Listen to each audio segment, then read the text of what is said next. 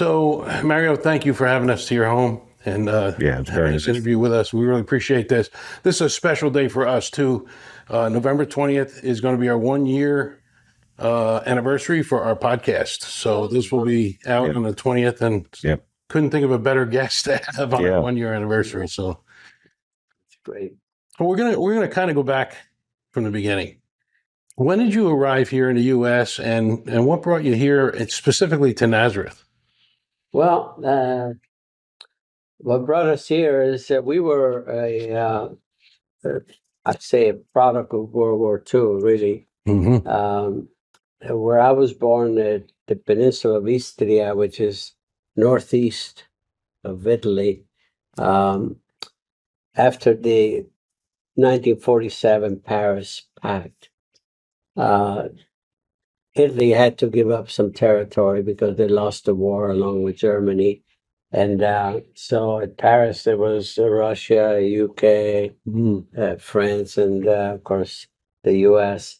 And Russia insisted that they would give up that zone, that area of Istria, and to Yugoslavia, which is hardline communism with Marshal Tito. And long and the short, this has happened in 1947. Mm-hmm. By 1948, it was decision time. Communism, just took over the area, and you had a choice to succumb to the communism and or leave. And there was some understanding between the Yugoslavia and the government of Italy that we were going to be compensated, whoever decided or chose to leave. Nothing really was ever settled, quite honestly. That's why that even now that's that area they're trying to become part of the EU, and nothing like that has been settled. Wow. So a lot of these things are still in the international. But it's still part of Italy, not Croatia now. Now it's Croatia. Now it is Croatia. Croatia. So took Yeah. over, so it's no longer part of Italy. But thanks to me, the road signs are bilingual. Yeah. Because I go back to my town, and there's they have a little bit of like a little museum, if you will. Sure. And they have a 24-hour a day running film of some of my career. So there's my home is still there. Wow. And so I visit, and there's a lot of race fans. There's a lot of pride. Yeah. going on, Sure. So the home is still there. You can. yes, You can. of course, yeah, Wow. yeah. Small town of Montona. Yeah. Montona is a charming little town, medieval town. It was founded in the year 440 after Christ. Wow. Yeah. That's talk about It history. was right in the middle of it. Anyway, long and short is we left, and like thousands of others, we became refugees in our own country. And we were in a refugee camp in Lucca in Tuscany from 48 to 55. And in 1952, an uncle on my mother's side who lived here in Nazareth had immigrated to America many years before, suggested to my dad, he says, Gigi, why don't you apply for a visa, come to America, see if you're like, if things are not really going well in Europe. Took a long time to really come to grips after the war, unemployment and so on and so forth. And so my dad in 1952 applied for visas, and he almost forgot about it because it took 3 years for the visas to come through. They came through in 1955, and my dad says, decision time. He says, you know what, we're going to America maybe for 5 years and then come back. Sort of soften the situation. Not that it needed to. I mean, it's You were looking what at the heck, and especially my sister, she was wonderful. She was very jovial, always, thinking of the positive side. And, it's amazing, actually. And June 15, 1955, we're selling at 5 in the morning by the Statue of Liberty, and my sister was at the bow of the ship, the Conte Biancamano, and she learned the U.S. national anthem. She was singing Wow. the U.S. national Wow. anthem. Uncle Tony was living here in Nazareth, and obviously we didn't have a home to go to yet, so we stayed at his house for about 2 weeks before my dad rented a double home just a couple blocks up from where Uncle Tony was. But anyway, that's where our life in America began in 1955. Amazing. And, you know, my twin brother Aldo and I, you know, we were really enamored with the sport because a year before, some friends, we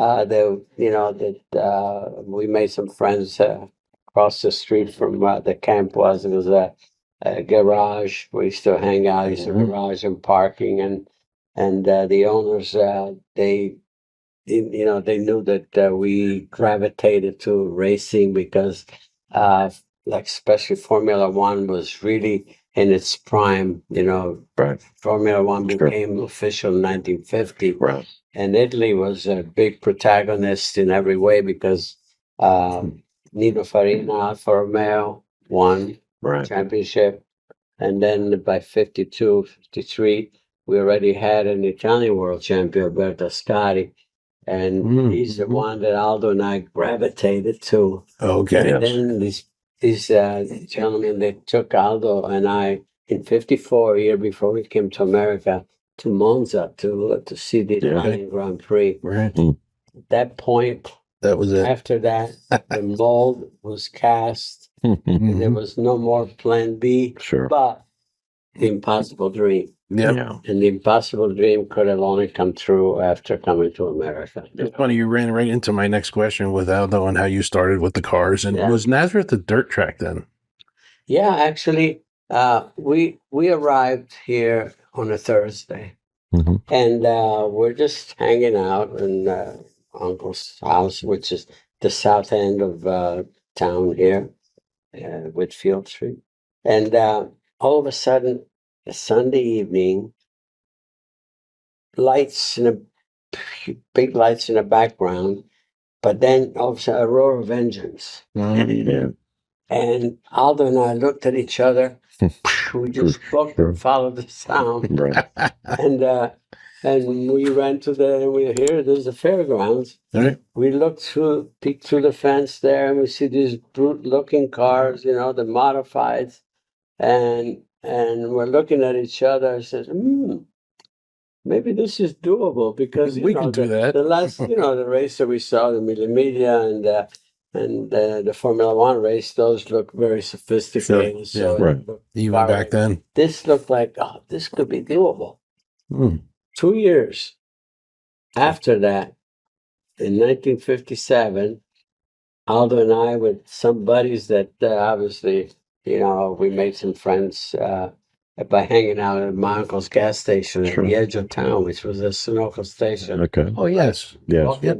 This is from the track. We used to hang out there, and then, like I said, always talking racing and everything else. And then there was a geek there. There's got to be a geek somewhere, a guy that knows everything. Right. Charlie Mitch. And we decided, how are we going to get started? We got to build a car. Yep. And What kind of car? What make was it? Or engine? said, what do we build? So the geek says, you know what? Okay. He knew all about NASCAR. And in NASCAR at that time, Hudson was the car that was winning Sure. the dirt races. Especially down south too, with all the NASCAR drivers down there. But for some reason, nobody knew why, but the rigidity of the unibody construction was really something that,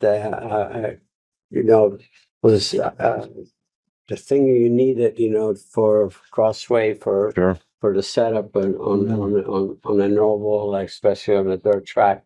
Anyway, that's what we decided to do, to build up a 48 Hudson Hornet. Wow. Wow. Yeah. Wide rear. Uh-huh. And the thing that actually made all the difference in the world, we bought a setup for one of the top teams Oh. in NASCAR.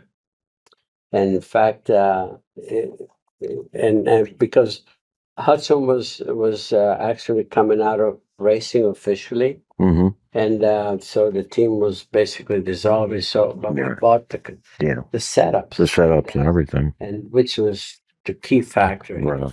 When you go down to Darlington in South Carolina, there's a museum right there next to the track, and you go in there and you see a lot of back in the 50s, early 60s Hudson's cars and things like that. Again, without really knowing us, Aldo and I, but having somebody to guide us along, and Fort Buddy just working and having all that energy and excitement, to go about it. But I tell you what I'm proud of is the fact that we did a pretty decent job, because Aldo and I both won the very first race. Oh, Wow. Well, Yeah. and we befriended Jerry Freed, who was the track promoter, right. because he used to be a customer of the gas station there, and he let us do a little test on the Test drive. Thursday before the race. And then come race time, we got one car, one helmet, two drivers.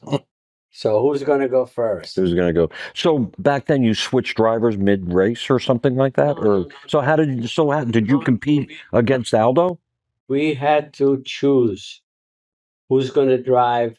Actually, ultimately, we were alternating. One weekend Aldo would drive, one weekend I would drive. But the first race, toss. Oh, Aldo wins the toss. Sure. I was happy, actually. yeah. It was a total unknown. Sure. Yeah. And because the handicapping system was such that we didn't have a handicap number, so I never really understood it. But they started us last in the qualifying heat and in the feature, and Aldo won the heat. I couldn't believe my eyes. Wow. Going out, there's passing cars, big cars. I said, "Oh my God!" And then in the feature, the same thing. Right. We started 26th Wow. in the feature, Wow. and he won that Wow. race. Where was the? Following weekend, I gotta tell you this. The following weekend was up to me. Oh, so now you had to do what he did. Hopefully. Yeah, and I did. Then you did. Very good. Very auspicious beginning. Very nice. Yeah. Where was the fairgrounds in Nazareth? I'm from Easton. Not where not where the Indy track was. Yeah. Oh, so that was the fairgrounds. That's I see. yeah. Okay. Not the same exact location. Actually, was the half mile that we raced on was a horse track. Yeah, that's sure. what that's what it Yeah. always happened. All these half miles around the country, that started out that they were all horse tracks first. Yeah. Then it became So besides the fairground, did you race at any other dirt tracks? Like Flemington, I know was a big one. That was I remember that. Mahoney Valley. Okay. We used to race 3 different tracks because, and actually, as the season went on, we were winning, crashing, and doing everything, but we're doing well. And, I, the first race that I ran in Flemington, I won that as well. Wow. But at the end of the season, the first season, there's an invitational race at Hatfield, Pennsylvania. Yeah, Hatfield. Yeah. And that was to qualify for that, you had to finish top 3 in any of the tracks within 150-mile radius. Oh. And believe it or not, Aldo and I still qualified. It's so quite wow. So I got a ride with Boopsian. I got a ride from a guy from Allentown, and Aldo ran our car. And actually, I was already qualified for the 100-lapper, and Aldo's out there. He's running against Freddie Adams, the track champion, and he's running. He's second, and he qualified. Right. And I'm trying to go. Stay right there. He's trying to pass him, and he did like a couple laps to go. He tried to pass him on the outside. He hooked the guardrail and end over end, Ooh. and and he was given his last rites that night because he had a Oh, wow. fractured skull, Oh, and he was obviously he was out, Yeah. and so they didn't know how serious it would be. He was, at that time, and he spent the better part of over a month in the hospital. Mhm. He was in a coma for sure. Well, I didn't realize, yeah. just a month and so on and so forth. That Yeah. was it's amazing because that in itself determined his career because Right. he came back. He still raced another 10 years, but was never the Aldo that Yeah. could have been, Right. So, that was the unfortunate thing. Yeah. And something, my dad didn't know Oh. that we were racing. Oh, really? He didn't dare tell him because Well, was he against it if you mentioned it? but never allowed it He was worried. Yeah. because it's natural.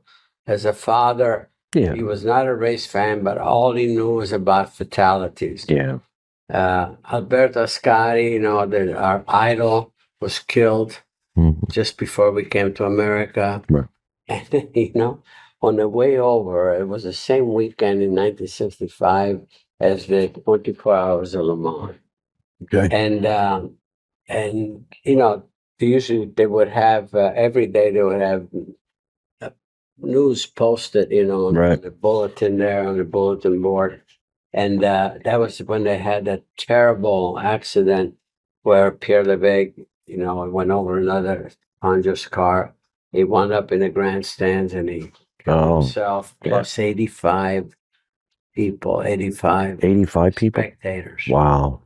I remember it. I remember that. Seeing Yeah. video. Anyway, and these are the news that my dad Sure. Yeah, he would see. Yeah.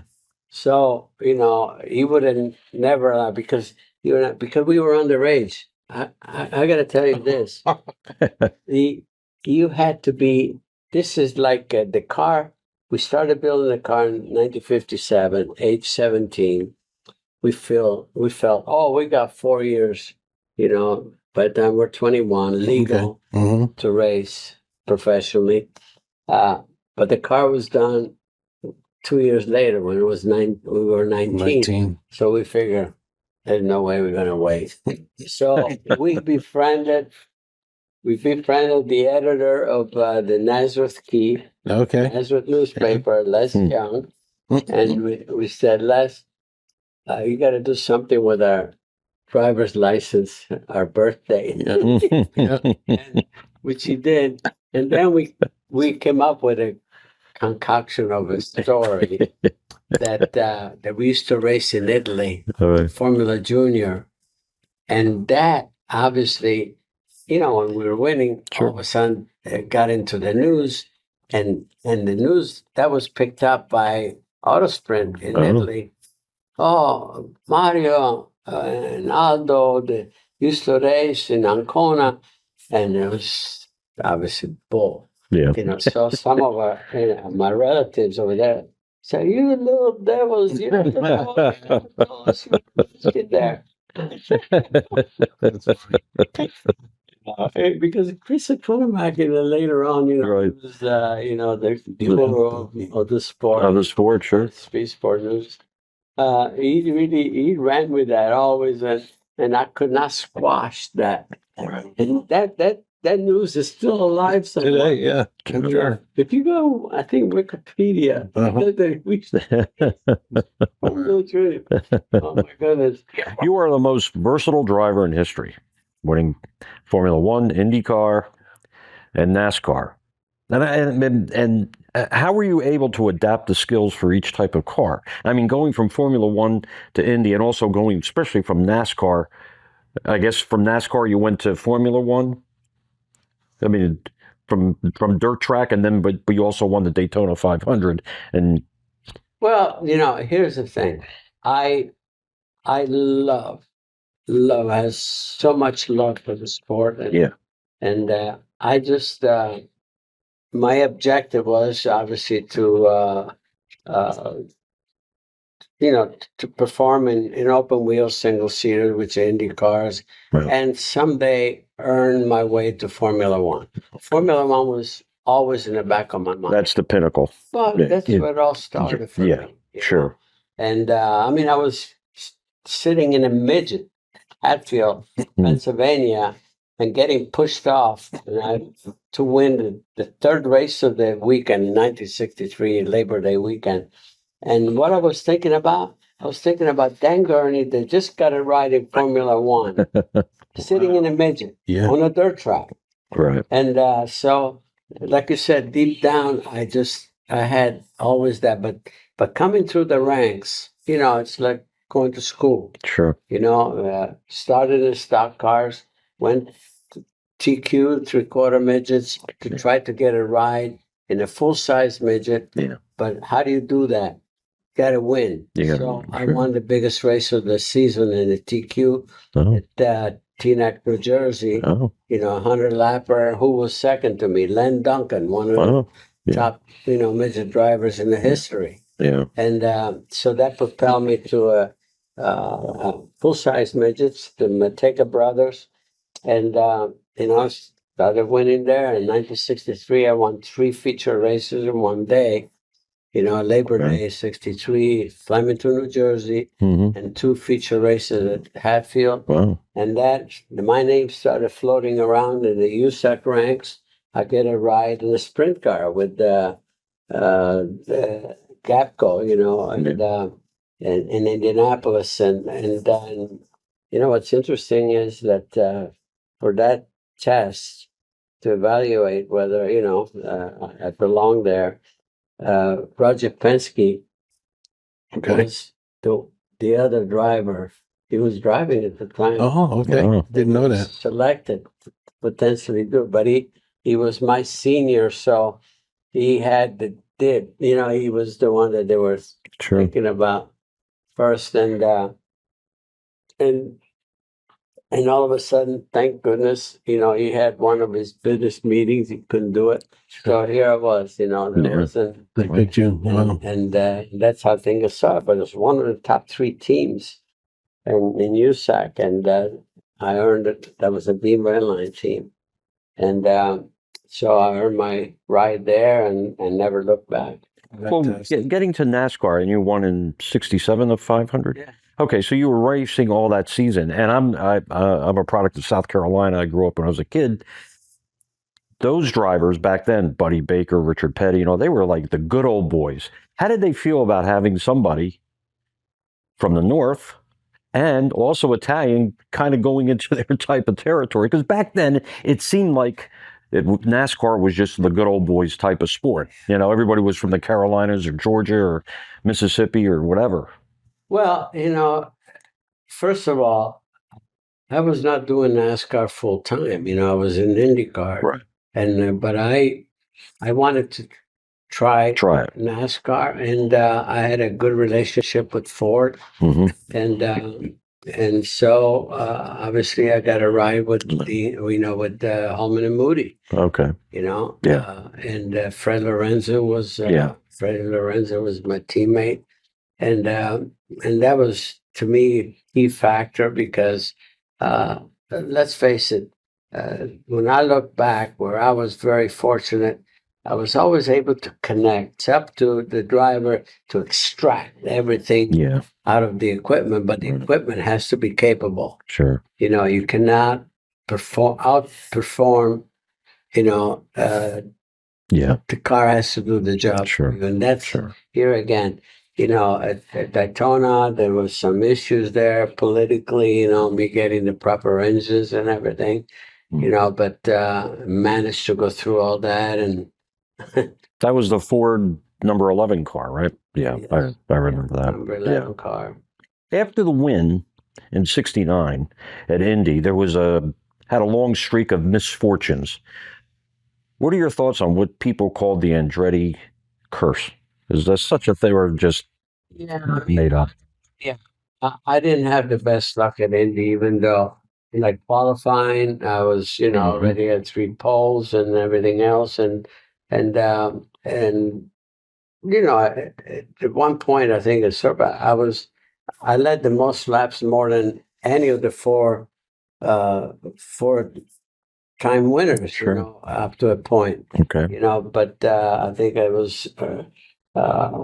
I think I'm like second or third now. But the point I'm making is I had good fortune there. I've always felt competitive pretty much, but it just even with my son Michael, we led, but just couldn't get to the end. Right. I mean, 1987 especially, I mean, I led I dropped out at lap 173. I led 171 laps to that point, except for when I made a pit stop. And I was a lap and a half in the lead and dropped the valve, Yeah. Well, So, yeah. you know what I mean? Sure. So, and, this thing about the Andretti curse, that's not, I don't consider that. Yeah, it's a because, fabricated. Right. that's the broadcasters Right. came up Sure. with that, Yep. but overall, I I've been blessed, not cursed. in Oh any yeah, way. you have. Blessed, Yep. and so has the rest of my family. Sure. I've been done that uh, it's not just Indy. I mean, when you look back when I look back at my career, like in IndyCar, for instance, do you know that Michael and I were on podium in an IndyCar race 15 times? Wow. And we were on the front row of a race 10 times, was 5-10, and first and second in an IndyCar 5 times. Wow. Wow. He was 3 times and I was 2. Yeah. Sure. Had an edge on me. But the Yeah. point I'm making is, it's been so rewarding. Sure. From a fact, if you look at a photo at the end of the bar here, there's 4 Andrettis there. My 2 sons, Mike and Jeff, and then my nephew John, and that's the only time ever, and 2 years in a row, there were 4 members of the same family that qualified for Indy. Wow. Now that's a blessing. That's not a curse, and very proud of that. Just to get in. You see what I mean? So, Sure. I mean, look at this events that we had, like 1986 Pocono. Pocono, Michael and I were in the 500, Right. USAC, and Jeff's younger, son Jeff, he was in the supporting race, which was like today's Indy Lights for the Sure. and Jeff was on pole and won the supporting race. Okay. Michael was on pole for the 500, and I won the 500. The 3 of us, between the 3 of us, we cleaned house that weekend. Yeah. Yeah. How could you not appreciate that? Yeah, that's right. Yeah. Thankful and joyful, of all of these events as a family. Sure. So, like I said, when I look back, I've been more than blessed. Sure. In every Sure. way. So going back to that curse, I don't want to hear it. Yeah. I used to work for BMW as a salesperson at a dealership for years. And they had in 2017, they had the introduction of the new M5, and we had to go to Circuit of America. And I think I met, who was Adam or Alan Andretti? Adam. He was a driver there showing. He's still Just a couple of weeks ago, he just won a Trans Am race. Okay. Trans Am. Trans Am, but he was one of the star drivers. I was teamed up with Roberto Guerrero. Adam is still very active. Is still active. Okay. How is he related? He's my nephew. He's your nephew. Okay. Yeah. He's So John's Aldo's John's brother. Okay. That's, my twin brother Aldo's son. Yeah. Right. Okay. Adam is still, he's very active in Trans Am still. And like I said, at the moment, we're speaking, he's second points, and he still has a shot at the championship this year. Wow. Potentially so. Yeah. Well, it certainly was in your family's blood, that's for sure. Yeah. During the race in '69, and when you were going to win the last few laps that was coming up in 1969, when you won the Indy 500, and in 1978, you knew you were going to take the Formula One championship under that race. What was going through your mind the last few laps? You focused on? Obviously, having had experience of disappointments while everything was just about to happen, in a glorious way, Yeah. and all of a sudden a big letdown. Yeah, you're always apprehensive, say, oh my goodness, you start hearing noises here, creaking there, and you're praying that, we're going to get to the end. Yeah, it's the same old story. It's a bit of anxiety there for sure, but that's the game, you just got to make it to the end. And equipment during my career was not, because of rules, was not as reliable as what we have today. Today, the reason you have 98, 99% chance of finishing a race, uh, because of the reliability of The cars. the cars. Because the rules are now they don't take everything out of the engine. The engines have to last so many races and everything else. So engines are capable of 15,000 RPM. They're redlined at 12,000. That type of thing. So Okay. Formula One is the same. Yeah. And with me, I think my style was today. My style was not really very good for the time that I was active, because there you had to have maybe a little more patience. I don't know that if I can be blamed for a lot of things, but I was flat out right from the get go. I didn't have the patience. Right. My style today would work perfectly. Yeah. But honestly, would I change anything? Do I have any regrets? No, because that was the way that I, felt that I could perform the Sure. best.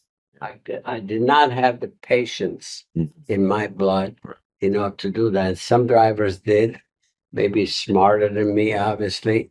I just could not come up with that. And again, but I think my style gave me what I achieved at that point anyway. And I just couldn't back off. Just had to stay right on the grind, 100%, not 99.9, Right. 100%. Mhm. And like I said, it would have been much better today. Maybe I'll start over again. Yeah. If it works. Who would you say was the biggest rival in your career? Some say AJ Foyt. Is that true, or is that just another goofy thing the press did? Tough one. Really is. I mean, let's face it, AJ for sure. He was already 5 years my senior. He was already an accomplished champion. Right. So he was a yardstick, if you will. Mhm. Yeah. In Formula One, it was Jackie Stewart. Yeah. That's right. My very first race was Watkins Glen, 1978. I was on pole. Who was the next guy next to me? Was Jackie Stewart. I felt, oh my God, it gave me a feeling of belonging in this. And whenever, I was finished ahead of AJ anytime, which I did a few times, and he finished second, I feel, oh my God, I Yeah. mean, thank you, Yeah. God. I Yeah. feel like I belong here. Sure. I'm doing something right. And, so there's always somebody better than you, no question. Yeah. I don't care what. And and and you learn from them. That's who you learn from. And and you got to keep working. I never felt that I totally arrived. Okay, I'm okay now. Right. No, I think No. right to my very last race of my career, 896 races. You know, I Wow. felt that I was still learning. That many races. Wow. And then not counting my stock car, right? Because they were not they were not sanctioned events, so I don't have a Right. precise Right. time. Count. They said, Mm. and so that's 2 years. Wow. That which in 2 years were like 42 races. I heard a story, and you were in Nevada, and a friend of yours, called and said that there was a sheriff that wanted to drive at 200 miles an hour in a Lamborghini. You were going to go in a Lamborghini? Yeah, I said the sheriff. He's dreaming about doing 200 miles an hour on a regular road. And I said, you got to be crazy. And so he said, can we do it? So actually, it was I said, the best time, I said, this was a Sunday morning. Yeah, we were on Route 15, I think, on the way out of town to the way to the racetrack now, really. There's a pretty good straightaway there. And here we are, in Lamborghini, and and we're inching up to that. I had to watch, our rise because there were a few cars in the road. Still a few cars, yeah. More a rise, and I'm going, and I'm over not 200 yet, I'm in 196 range. Yeah. And Oh, jeez. and I see as far as I could see. I see State trooper, police. state trooper, Mm-hmm. and he's burning out. He's burning out of the side there because somebody called ahead. Oh, So as I get there, I just pull right over. sure. And he came out. It was a young trooper there, and his vein here was big. He was really just yelling, and I said, "Oh my God!" I said, "Sarge," I said, "Say something." Say something. Looked at his superior, and he says, "Sir," he says, I'm gonna have a some sort of thing on you." Report. Like write you up or something. He Yeah. says Monday morning. I said, "Oh, okay." And he said, "Oh, we're just trying to demonstrate something. This and that is for charity and all that." Oh, great, good one. And so obviously that's go. He said, "From here on," he said, "I'm going to have a reprimand on his desk." That's what he said. Okay, yeah, So he said, "From here on," he says, "I'm not responsible. You guys just do what you got to do." That's a great story. That's good. That really is. That young cop probably would think about that all the time. Yeah, so that's a facet I've gone on the public road too. Yeah. Oh, You raced against your son Michael for several years. Was it tough to balance being a father and also a competitor at the time? Yes. Yeah. No, it's we had some events. My wife, God love her, she would say to me, for instance, I give you an example in '86 at Portland, where Michael was ahead of me, was winning the race. I could not catch him, and about 3 laps to go. My radio is screaming. My engineer said, "Michael is having a fuel pickup problem," and because I'm really closing in fast on him. And we're coming down for the drag Right. on the last lap, the start finish line. I'll show you a photo. I beat him by 1/thousand. Oh, a second. Oh, my. This far. And it was Labor Day. I know it was Father's Day. Father's Day. Father's Day. And this was in Portland, Oregon? Yes. So just watch that. Yeah. And we were on podium. He was very quiet. And somebody said to him, says, "Michael, lighten up. I mean, it's Father's Day." Oh, happy Father's Day, Dad. But my wife, the answers, "Mario, could you do that to him?" I said, "No, that was easy." That's easy. Yeah. Yeah. Here's the thing. Deanne always used to say, every time there's an overtake between you guys, you always touch wheels and everything. I said, "Don't worry, we're not going to hurt each other, but Sure, we sure. don't give an inch." Still racing. Yeah.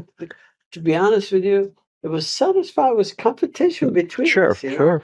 And Michael is honest, I'll say, as good a driver as I've ever run against anyone. Sure. To be Yeah. honest with you, Yeah. he was very aggressive. I remember He his knew what he career. was doing and everything. So, and if I ever, finish ahead of my, I felt that at that stage of my career, I felt he did a pretty damn good job. And, but to answer your question, hey, we're competitive, Sure. and our family is very competitive. You mentioned several times that you count your blessings, count your blessings. You came through the most dangerous part of racing in your career. There were so many deaths and so many things happening. And I didn't notice that Ronnie Peterson actually didn't die from the crash. It was a blood clot during surgery or something like that. But what do you think the new generations of drivers fails to appreciate about the history of racing in general? Well, again, things evolve. The sport obviously has become, has evolved in a sense that in a positive way, becoming safer in every way, Absolutely. which is it's the survivals. I don't Yeah. think the sport, unless it dealt with safety vigorously, it would even survive in modern times. When it's become, when it's more commercial And that was and everything. that was almost a political thing during Formula One too, about changing the cars to make them safer. And I know Jackie Stewart had a lot to do with making them safer. Yeah, that's why we formed the GPDA, the Grand Prix Driver Association. Mhm. Dealing with safety, demanding safety only, not just the cars, but the tracks and everything. And the sport has come a long way, thank goodness. Yeah. Yeah. Yeah. And but again, just in those days, that's what we knew. That we thought that okay, that's as safe as going to be up to now. There's work to do. Yes, keep working. Mhm. There's still, the safety aspect continues to evolve. Yes. You never stop. You try to make it humanly as safe as possible. And I have the last car that I drove in Indy cars in 1994, and I thought, okay, that was it's really safe at the time. Mhm. And I look at that, and I look at today's car. Oh my goodness! I know. You know what I mean? Yeah. Yeah. A long way. And that's all we knew. And the thing that kept us going, as you say, with all the fatalities, I lost some of my closest friends in the sport. Yeah. And the reason, the way I dealt with it, I could not dwell on the negative. That's right. I would I Yeah. always kept saying, he would have done the same. He would have kept going anyway, Mhm. just like I have to. I want to. I just could not allow anything to deter my will, my 100% desire, drive. Yeah. my drive, Yeah. and that was it. Just hoping, and praying that it wouldn't happen to me because of my responsibility as a husband and a father. Yeah. I just, but I had a wonderful, an angel of a lady, my wife, that never made me feel guilty for trying to satisfy myself in my career at the potential ultimate expense of Right. maybe, leaving them, Family. Sure. Yeah. and she never, again, if she kept my mind clear, and even later on in life when you start reflecting, that's when you start really appreciating how important that was. Yeah. Sure. For me, God bless her, that again, She was your rock. Huh? she was my rock. Yeah. I remember one, we were talking about safety. First for Roman Grosjean, that crashed through the guardrail. I mean, if it wasn't for the halo, it was just amazing how he came out of those flames. But in 2003, you were testing for Michael, and you took off like an airplane. And boy, was God with you that day that you landed back on your wheels. And you hit a piece of Styrofoam. styrofoam, I guess, from the Yeah, The crash walls and retaining walls? they had just actually they had just finished up the safe walls in Right. India like they have today, you know, Yeah. the latest. And Kenny Brack, it was a car in front of me, and actually I was just trying to get a big toe to put a big Mhm. number up at on the thing, because up to that point in doing that test that I was doing, I was quickest by myself. But I Okay. wanted to put a big number just for that. Sure. Sure. I always went to that. And it was the last run of And the day. you were 65 then, right? 2003? 63. 63. Okay. And anyway, Wow. and going into turn one, he blew the engine Hmm. and crashed pretty heavily. And a wedge, one of the wedges. So a wedge was in the middle of the track, which, obviously when I arrived there, I was pretty far back. And when I arrived there, I didn't even know that the crash was there, because when you're testing, you Yeah. get the information. And you were going into a blind corner too. Right? Yeah. Yeah. Turn one. Sure. And so I saw this white piece in the middle of the track, and all of a sudden the wedge was just right, just proper Up for there. me to, Yeah.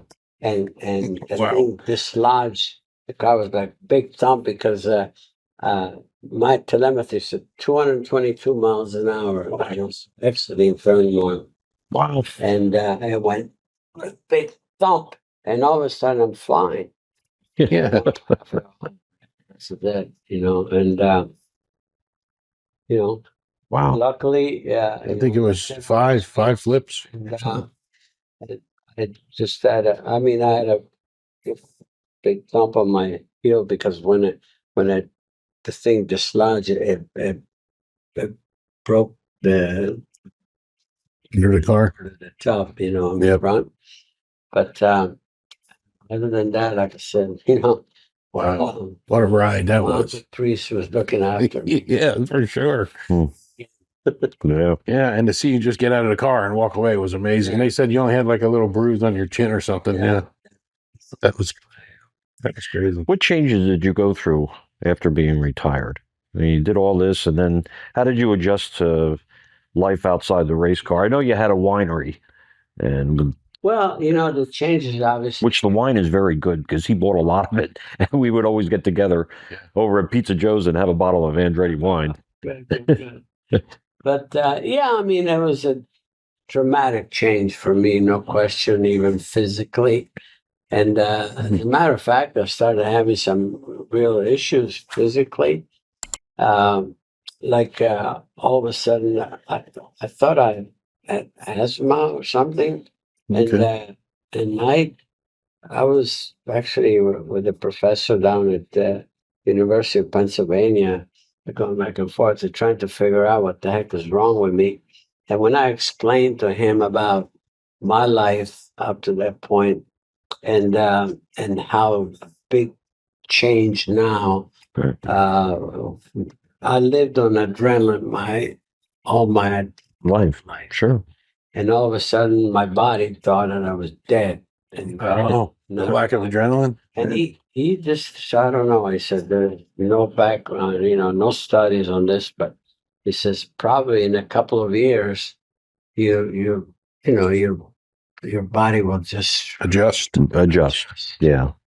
That the best thing that I saw was I started, I got in a race car a couple of times. Oh my God. Yeah. I was like reborn again. Did you feel that? Yeah. Adrenaline rush right away? Yeah. 24 hours of Le Mans and so on and so forth. Yeah. And I said, I need to be now and then in a race car. You were doing the double IndyCar too, giving people a ride. And so, like I said, and all of us, 4 or 5 years later, everything was normal, Sure. but my body had to really readjust, because again, like I said, I was only used to adrenaline. Yeah. That's what kept me going, for what, 40 years, my 41-year career. Can you tell us a little bit about what happened with the winery? I got an email saying that they're closing shop and they gave us so much percentage off, and if you want to talk about that. So tell us a little bit about the winery. Actually, yeah, it's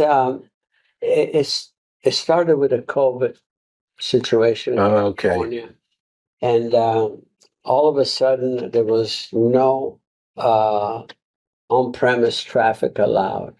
Oh, yeah. And that was a total killer for us because that that's where you sell retail. And in the wine business, the size that we were, you know, by the time you go through all of the distributor, state laws, and everything else, Mhm. all you do is exchange in dollars. Yeah. So I injected millions of dollars Okay. in my winery, and after the during the pandemic, I had to shut it down. I had to, just to keep going, but I kept the nucleus of the top 5 people that were loyal Hmm. Yeah. people with me. I kept in business. There were 32 wineries for sale Wow. in that area Okay. at that during that period. Hmm. And so even the locals could get a job, keep and I it, kept them going to that today. And but sooner. So we still kept bottling. We kept buying wine from the same area that Okay. we owned before, Hmm. and the same winemaker and so forth. And we're selling online, but we just started, just Gradually bring them back. Yeah. bringing it down, Okay. and now we're at the end of this year. We're Oh, I got an email from one of the girls there telling me what was going on and offered, like I said, discounts. And by the time, because my Merlot to me and the Pinot was the best, yeah. and they were out of that in 5 minutes. So I didn't get any more. But anyway, the last couple of questions. You were sitting with a brand new driver and had a dream of making it in motorsports. What advice would you give them? Well, I don't have uh, I don't have the formula. That if I did, I would bottle it, sell it. And sell it. Yeah. It's something that's so personal as to when you have to embark in something that requires so much energy to give. It's either something that's in your belly, it's something that has motivated you Mhm. early on, and you find a way. I get asked often the question, "What's the easy way to get into this?" There's no easy There is way, no easy way, and right? there's no standard. However, today they have, they have systems that in place that you can start to have great driving schools, competitive driving, Mhm. Right. and you can generate just like going to school normally. Just you can progress in that respect. And if you have really the passion, I don't care what the status of your situation is, even financially, you find a way. Yeah. You earn your way. Mhm. And that's what makes it precious. Sure. Finally, if you succeed, Right. if you will.